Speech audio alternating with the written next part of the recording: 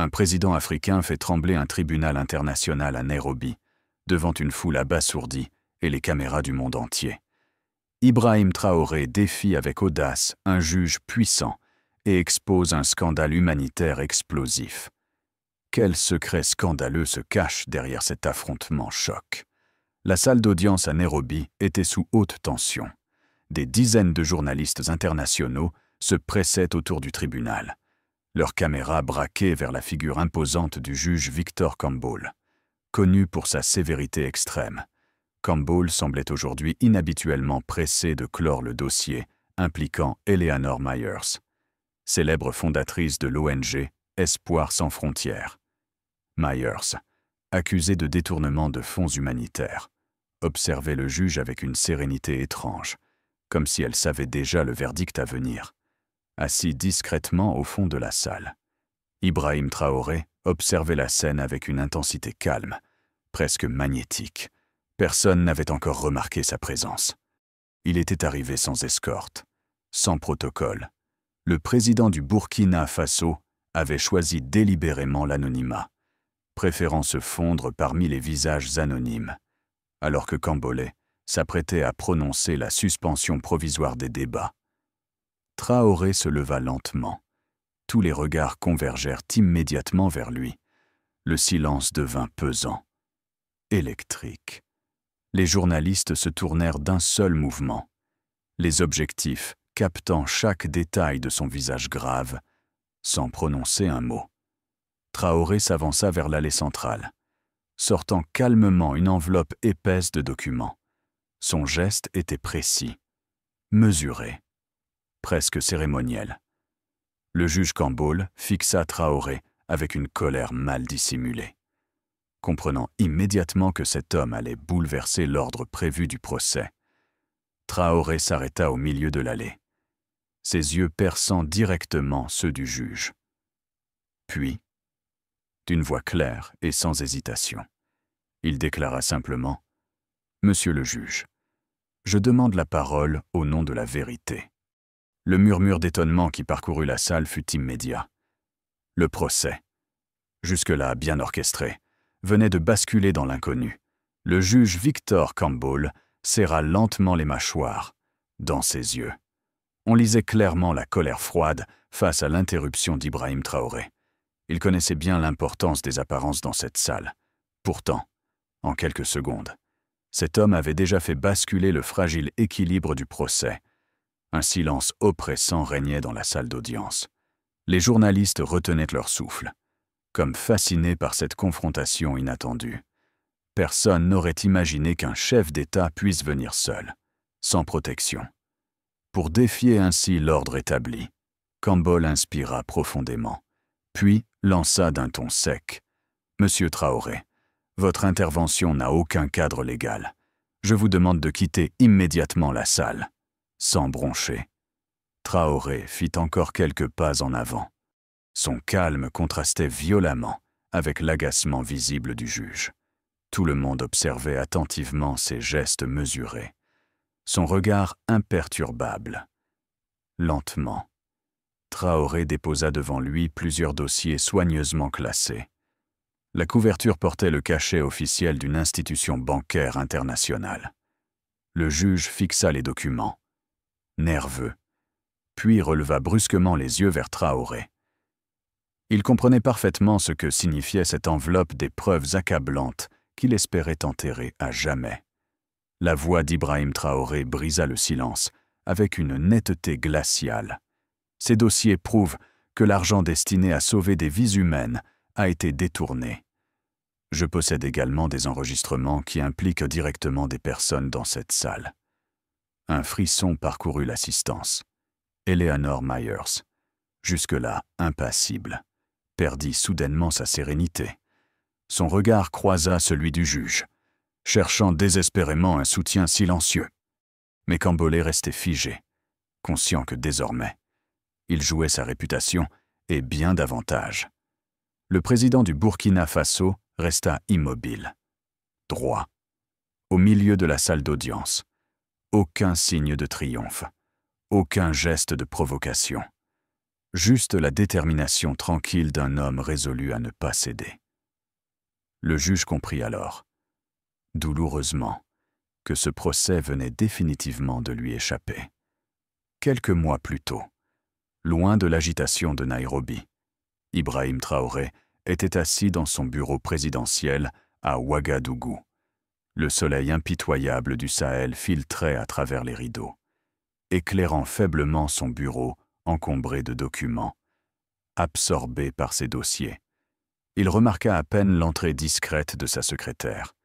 Elle s'avança prudemment, déposant sur son bureau une enveloppe sans expéditeur, marquée simplement d'une mention manuscrite « Urgent, confidentiel ». Intrigué, il la prit. Sentant son poids inhabituel, il ouvrit délicatement l'enveloppe, découvrant quelques photographies glaçantes d'enfants amaigris. Visiblement abandonnés dans un camp humanitaire près de Dori, un court message accompagnait ces images. « Monsieur le Président, l'aide humanitaire promise par Espoir sans frontières n'arrive jamais ici. Nos enfants meurent. Je vous implore d'agir. » Les mots, simples et bruts, frappèrent Traoré avec une violence inattendue. Il ressentit immédiatement une douleur profonde. Comment une telle injustice pouvait-elle échapper à sa vigilance? Il posa lentement la lettre et observa attentivement les photos, sentant monter en lui une colère froide. Sur son bureau, les relevés financiers officiels d'Espoir sans frontières indiquaient pourtant clairement que l'argent avait bien été transféré, et même distribué. Ibrahim Traoré comprit aussitôt que la vérité était ailleurs. Derrière ces chiffres froids et trompeurs, ce simple message venait d'éclairer brutalement une réalité cachée. Seul face à ce silence glaçant, il sentit peser sur ses épaules la responsabilité d'agir. Ce jour-là, il sut avec certitude qu'il ne resterait pas silencieux, peu importe les conséquences. Son devoir, clair et net, était désormais tracé devant lui, après avoir reçu ce message troublant. Ibrahim Traoré n'avait plus qu'une obsession: trouver la vérité. Depuis son bureau présidentiel à Ouagadougou, il passait désormais chaque soir penché sur d'épais dossiers financiers, déterminé à comprendre ce qui se cachait derrière ces rapports apparemment irréprochables. La nuit tombait, à l'abri des regards indiscrets. Il analysait attentivement les relevés transmis par Espoir sans frontières. Chaque ligne, chaque transaction éveillait en lui une suspicion grandissante. L'argent quittait bien les comptes officiels de l'ONG, mais disparaissait mystérieusement avant d'arriver aux camps humanitaires. Son instinct aiguisé lui indiquait une piste claire. Il décida de faire appel discrètement à un expert financier indépendant, en dehors de toute hiérarchie officielle. Après quelques jours, un rapport succinct arriva sur son bureau. Les conclusions étaient sans appel: des millions de dollars passaient systématiquement par une petite société basée à Maurice, une structure quasi invisible nommée Sunshine Investments. Cette entreprise, censée fournir du matériel médical, n'avait jamais livré un seul colis. Pire, le propriétaire officiel, un certain Samuel Campbell, était directement lié à Victor Campbell, le puissant juge chargé du procès d'Eleanor Myers à Nairobi. Samuel Campbell, le propriétaire officiel de Sunshine Investments, était un homme discret, presque invisible publiquement. Mais une rapide enquête confirma à Ibrahim Traoré qu'il était directement lié par des liens familiaux au juge Victor Campbell. Son oncle?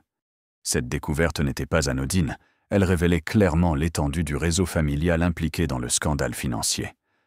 Traoré serra les poings, sentant la colère froide monter en lui.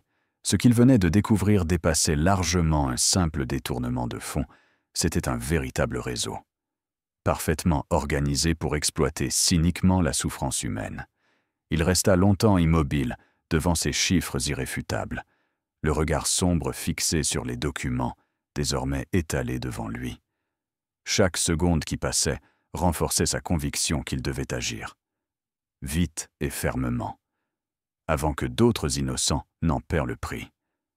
La porte s'ouvrit doucement, et sa secrétaire entra discrètement. Elle hésita un instant devant l'intensité inhabituelle du regard présidentiel, sans lever les yeux des papiers compromettants. Traoré déclara simplement « Préparez mon voyage pour Nairobi, immédiatement ». La décision était prise. Désormais, il n'y avait plus de retour en arrière possible. Quelques semaines plus tard, après une préparation minutieuse et secrète, Ibrahim Traoré arrivait enfin à Nairobi, dans sa valise. Des preuves irréfutables capables de bouleverser tout le système judiciaire. Il savait qu'à partir de ce moment, il ne pourrait plus reculer. Arrivé discrètement à Nairobi, Ibrahim Traoré s'était volontairement installé dans un hôtel modeste, loin de l'agitation médiatique et des protocoles diplomatiques.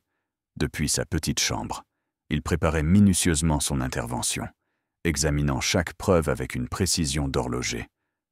Cependant, il n'était pas naïf. Rapidement, sa présence dans la ville avait éveillé l'attention. Des appels anonymes commencèrent à troubler son quotidien. Chaque voix au téléphone lui conseillant subtilement mais fermement d'abandonner ses projets. Son téléphone sonnait régulièrement, chaque appel venant d'un numéro masqué. Une voix calme, presque cordiale, répétait à chaque fois la même phrase menaçante, « Monsieur Traoré. Ce procès ne vous concerne pas. Il serait préférable pour tout le monde, y compris vous, que vous rentriez au Burkina Faso immédiatement. » Traoré comprenait bien l'implicite menace derrière ces mots polis, mais il n'avait aucunement l'intention de céder. Un matin, alors qu'il relisait attentivement ses documents, une visite inattendue vint briser sa concentration. Un ancien conseiller juridique réputé, mandaté officieusement par des diplomates inquiets, frappa doucement à sa porte. L'homme entra avec prudence, visiblement embarrassé par la situation délicate qu'il devait gérer. Pendant plus d'une demi-heure, il exposa à Traoré tous les risques d'une telle démarche, les tensions diplomatiques, les répercussions politiques potentielles et surtout le danger pour sa propre sécurité personnelle. Il insistait particulièrement sur la possibilité d'une crise internationale, qui dépasserait largement la portée d'un simple procès. Traoré écouta attentivement, le visage impassible, sans prononcer un seul mot. Son regard restait ferme, déterminé. Les arguments présentés étaient rationnels. Mais face à lui, il revoyait clairement les visages de ses enfants oubliés, abandonnés dans le désert. Lorsqu'enfin, il prit la parole. Ce fut avec une simplicité et une détermination implacables. Je comprends parfaitement les risques, mais les conséquences d'un silence seraient pires encore. L'entretien se termina rapidement, le conseiller comprenant qu'il ne ferait pas changer d'avis ce président déterminé. Il quitta la chambre d'hôtel silencieusement, laissant Ibrahim Traoré seul face à sa lourde responsabilité. Pendant quelques minutes encore, Traoré resta immobile près de la fenêtre, contemplant Nairobi s'éveillant à peine. Il savait désormais clairement que sa décision, prise en conscience et en silence, serait irréversible. Peu importe le coût personnel, il irait jusqu'au bout. Le jour du procès à Nairobi, l'atmosphère dans la salle d'audience était encore plus électrique qu'à l'ordinaire. Des centaines de regards étaient désormais fixés sur Ibrahim Traoré, toujours debout, calme, au milieu de cette assemblée sidérée. La tension, palpable, flottait comme une menace silencieuse, sans attendre davantage. Traoré fit signe à un assistant du tribunal, lui tendant calmement une clé USB qu'il avait soigneusement préparée depuis plusieurs jours. Il demanda simplement à ce que la vidéo qu'elle contenait soit immédiatement diffusée devant l'assistance. Quelques instants plus tard, un écran géant projeta devant les yeux de tous des images bouleversantes, le camp humanitaire de Dori, au Burkina Faso, apparaissait dans un état d'abandon total. Des enfants affaiblis, des regards éteints, des structures vides de toute ressource pourtant officiellement livrées. Face à ce contraste accablant entre les preuves officielles de l'ONG et la réalité filmée sur place, un silence de plomb envahit immédiatement la salle. Les journalistes cessèrent d'écrire, pétrifiés devant ces images brutales de vérité. Eleanor Myers baissa instinctivement les yeux, prise au dépourvu par la brutalité des faits, désormais publics. Le juge Campbell, lui aussi, semblait perdre progressivement son assurance. Il comprenait que cette simple vidéo détruisait toutes les versions officielles soigneusement construites jusque-là. Ibrahim Traoré demeurait immobile, observant silencieusement les réactions bouleversées de l'Assemblée. Lorsque la vidéo se termina enfin, Traoré prit une inspiration profonde et s'adressa calmement à la salle. Voici la réalité que personne ne voulait montrer. Voilà ce que deviennent les enfants quand l'argent destiné à leur sauver la vie disparaît mystérieusement dans les comptes privés. Ces paroles courtes, directes, résonnèrent puissamment dans l'esprit de tous les présents. Le juge resta silencieux, incapable de reprendre immédiatement le contrôle de la situation. Eleanor Myers fixait désormais le sol, visiblement troublée par l'ampleur du scandale mis au grand jour. Traoré ne dit rien de plus. Il laissa volontairement planer le silence après ces mots, pour que chacun mesure pleinement l'ampleur morale de ce qui venait d'être révélé. Ce silence, chargé de honte et de stupéfaction, semblait plus éloquent que n'importe quel discours. À l'extérieur du tribunal, des dizaines de journalistes attendaient impatiemment, échangeant des regards interrogateurs, tentant désespérément d'obtenir des informations auprès des quelques personnes sortant précipitamment de la salle. Les premières nouvelles sur les révélations explosives commençaient déjà à se répandre, créant un véritable séisme médiatique.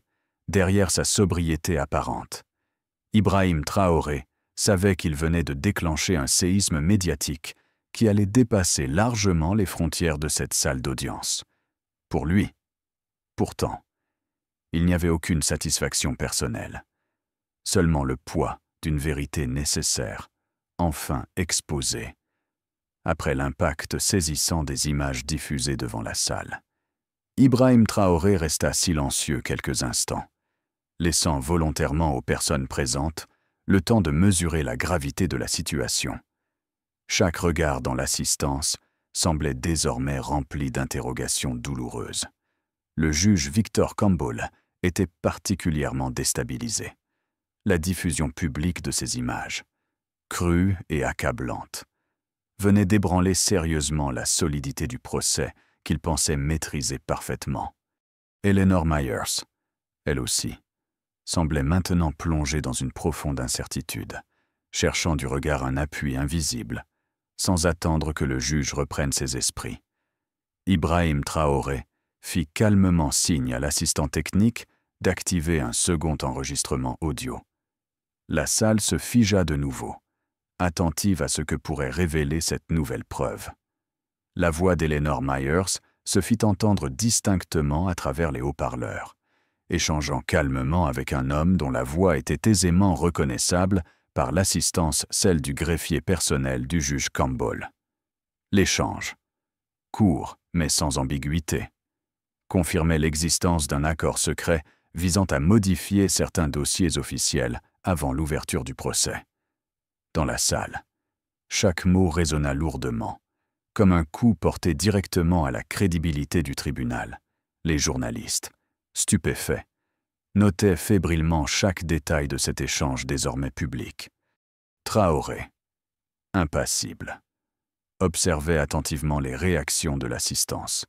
Il savait que ces preuves compromettantes mettaient à nu un véritable réseau d'influence, construit patiemment à l'abri des regards, sans triomphalisme ni colère apparente. Il déclara simplement, d'une voix claire, « Voici le visage réel de la justice que certains voulaient imposer aujourd'hui. » Le juge Campbell, sous le choc, tenta maladroitement de dissimuler sa gêne. Mais il était trop tard, son silence, plus parlant que toute justification, le trahissait clairement aux yeux de tous. Eleanor Myers détourna lentement le visage, consciente que sa situation venait de basculer définitivement. La vérité, exposé froidement et méthodiquement par Ibrahim Traoré, venait de faire voler en éclats son image publique soigneusement construite pendant des années. L'atmosphère dans la salle devenait étouffante, chargée d'une tension presque insupportable. Chaque personne présente comprenait désormais que ce procès dépassait largement le cadre initial. Ce qui venait d'être révélé impliquait directement la crédibilité du système judiciaire tout entier, au centre de cette tempête silencieuse. Ibrahim Traoré demeurait droit, inflexible, convaincu que ces révélations étaient non seulement nécessaires, mais vitales pour rétablir une justice trop longtemps piétinée. La tension dans la salle d'audience était désormais palpable, presque insoutenable. Les preuves présentées par Ibrahim Traoré avaient plongé l'assistance dans un état de sidération totale. Personne ne pouvait plus ignorer l'évidence. Une manipulation cynique s'était opérée au cœur même de la justice, sans laisser au juge Cambol le temps de se reprendre. Ibrahim Traoré ouvrit lentement une dernière enveloppe qu'il tenait précieusement depuis le début de son intervention. Il en sortit une simple feuille, dont le contenu précis et implacable allait mettre définitivement fin à toute contestation possible. La salle retint son souffle. Traoré éleva légèrement la voix, suffisamment claire pour être entendue distinctement par chacun, mais calme et posée, sans une once de colère ou de provocation. J'ai ici la déclaration officielle d'un employé interne d'Espoir sans frontières. Il atteste avoir été contraint de falsifier les rapports de livraison humanitaire sous la pression directe de ses supérieurs. Ces paroles, nettes et précises, résonnèrent lourdement dans le silence absolu qui avait envahi la salle. L'Assemblée comprit immédiatement l'ampleur de cette révélation finale.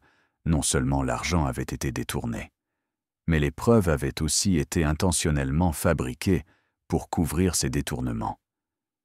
Victor Cambol, désormais pris au piège par la vérité, baissa lentement les yeux, incapable de soutenir davantage le regard droit et inflexible d'Ibrahim Traoré.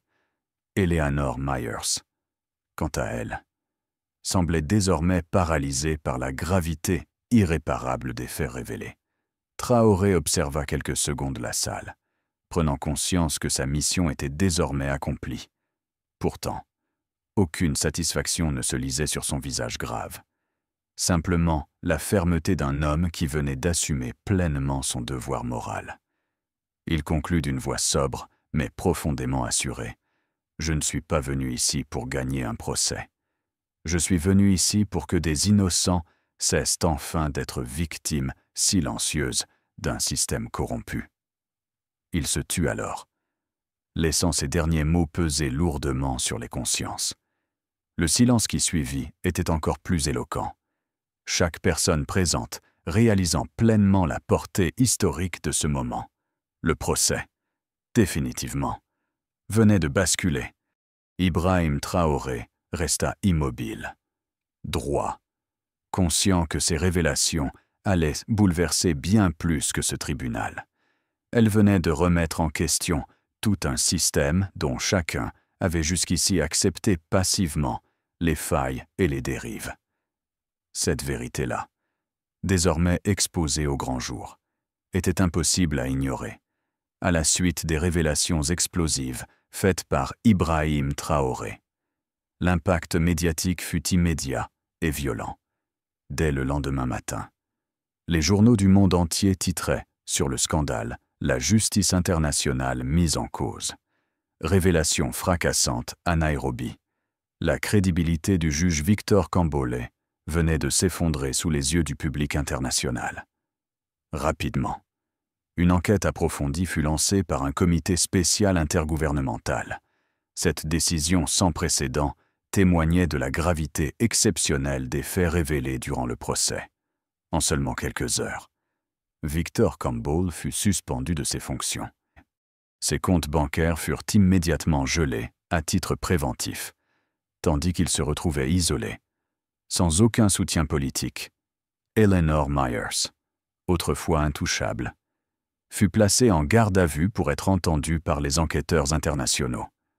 Son regard autrefois confiant était maintenant perdu, révélant clairement qu'elle comprenait la fin définitive de son empire construit sur le mensonge.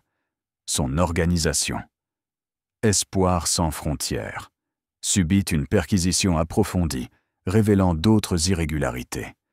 Jusqu'ici, soigneusement dissimulées. Mais ce ne fut pas tout. La chute de Campbell provoqua une véritable onde de choc judiciaire. Rapidement, des voix s'élevèrent, exigeant une révision complète de l'ensemble des affaires jugées par Campbell durant sa carrière. Plus d'une quarantaine de dossiers furent ainsi immédiatement rouverts. Chaque cas désormais suspecté d'avoir été influencé par les mêmes pratiques douteuses. Ibrahim Traoré observait ces événements se dérouler avec une sobriété remarquable, malgré l'ampleur du scandale. Il n'éprouvait aucune joie particulière. Sa démarche n'avait jamais eu pour objectif une vengeance personnelle. Il cherchait simplement à protéger ceux que la justice avait abandonnés depuis trop longtemps. Pendant ce temps, à travers toute l'Afrique, des voix anonymes commencèrent à témoigner publiquement.